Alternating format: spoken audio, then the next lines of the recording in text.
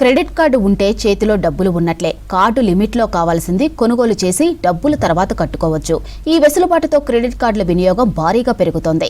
గత ఏడాది 570 కోట్ల రూపాయల లావాదేవీలు జరిగినట్లు బ్యాంకులు చెబుతున్నాయి.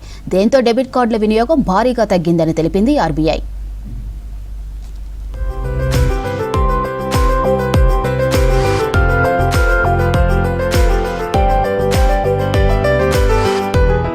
దేశంలో ఒకవైపు క్రెడిట్ కార్డు లావాదేవీలు పెరుగుతుంటే మరోవైపు డెబిట్ కార్డు ట్రాన్సాక్షన్ అదే స్థాయిలో తగ్గిపోతున్నాయి. 2021లో 216 కోట్లుగా ఉన్న క్రెడిట్ కార్డు లావాదేవీలు 2025 నాటికి 570 కోట్లకు పెరిగాయని ఆర్బీఐ తెలిపింది.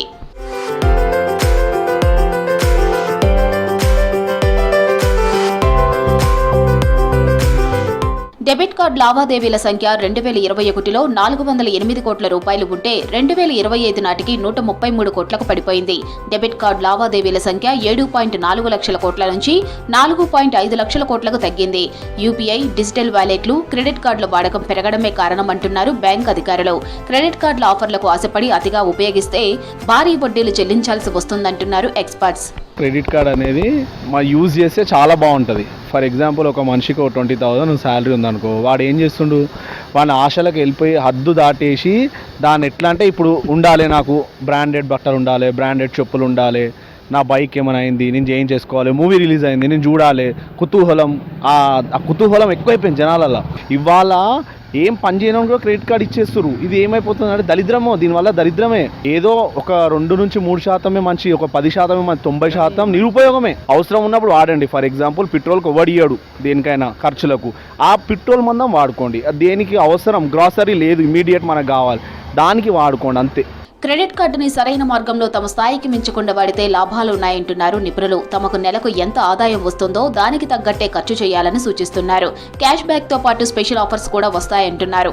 ఎమర్జెన్సీలో చేతులు డబ్బులు లేనప్పుడు క్రెడిట్ కార్డ్స్ ఉపయోగపడతాయని తెలిపారు. క్రెడిట్ కార్డు వాడటం అంటే ఒక ఆస్పెక్ట్లో మంచిదే.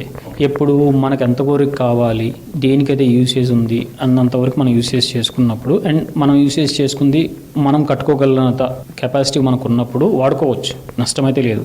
బట్ కాకపోతే ఏమవుతుందంటే వస్తాయి కడదాము అనే ఒక ఆస్పెక్ట్లోకి మనం వెళ్తే మటుకు ఇబ్బంది పడతాం. ఒక్కొక్కసారి limits of the credit limits ఎక్కువ అవడంతో ఏమవుతుందంటే ఒకసారి పే చేయాల్సిన అమౌంట్ వాళ్ళు పే చేయనప్పుడు అది కంటిన్యూస్గా అవుతున్నప్పుడు ఏమవుతుందంటే ఎక్కువ అవుతుంది.